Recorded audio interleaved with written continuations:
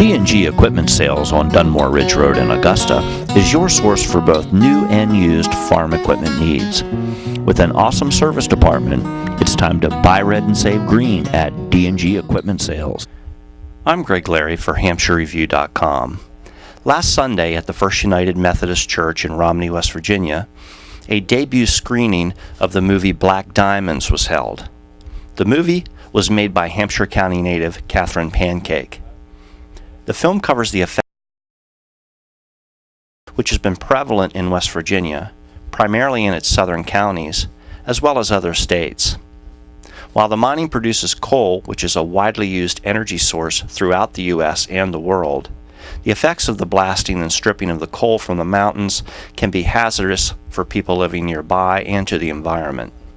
According to the West Virginia Coal Association, West Virginia is second only to Wyoming in coal production in the U.S. Coal is the top source used in the production of electricity.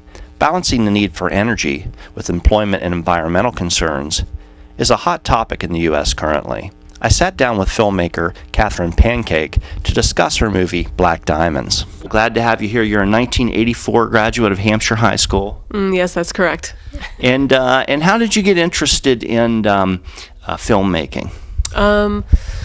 Well, I come from a very creative family. My sister's a writer, my brother's an actor, and I graduated from WVU with a degree in psychology. When I moved to Baltimore, Maryland, I actually went to some small screenings of kind of art house screenings, and that really inspired me to start making films. How did you get interested in that and mountaintop mining? Well, my sister, Ann Pancake, is an Appalachian scholar, and she said, "Do you remember strip mining?" And I said, "Yes," because my dad, Joe Pancake, who's a Presbyterian preacher, had preached against strip mining in the 70s. She was forwarding me emails about this practice called mountaintop removal in the southern part of the state, where they blast off the entire tops of mountains. And I just, living between two mountains and growing up between two mountains in Hampshire County, I was just really hard pressed to understand how they could get away with that. When you have mining and somebody lives nearby, do you find that the mining does a lot to help people to prepare them for it? They've had problems with mines starting without the community being fully alerted, except through very small newspaper advertising about the permits. And once the permit is granted, there's a lot of complicated things you have to do if you want to contest the permit. So people don't feel very much control over whether the mine's going to come in or whether it's not. And especially if they don't have a chance of being employed by the mine, for them it's just a disruption to their life. And not one single permit has ever been denied in the state of West Virginia. Catherine, can you tell us a little bit about the state of it today? Where are we at today with mountaintop removal? Well, today that's still a practice that's happening a lot in southern West Virginia. At this point, I think there's been over 400 mountains that have been affected by this type of activity in southern West Virginia and Kentucky, a little bit in southwestern Virginia and Tennessee. There have been ongoing lawsuits to try to address the damage to the water and to the streams, damage to people's property from blasting.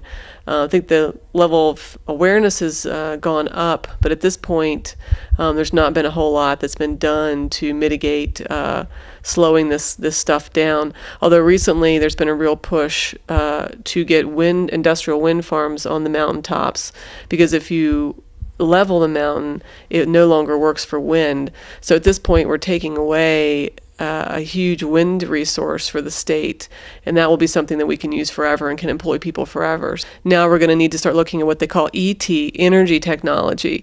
We need as a country to look toward newer, better, and more efficient energy technologies. I don't think that moving away from fossil fuels is going to be quick, but I do think it's going to be necessary, and I think we're actually going to create more jobs, more hope, and help our economy by devoting energy and research dollars to moving forward with a whole bunch of different new ways of thinking about energy, whether it be solar, whether it be wind, whether it be geothermal, and we as consumers need to take control of that.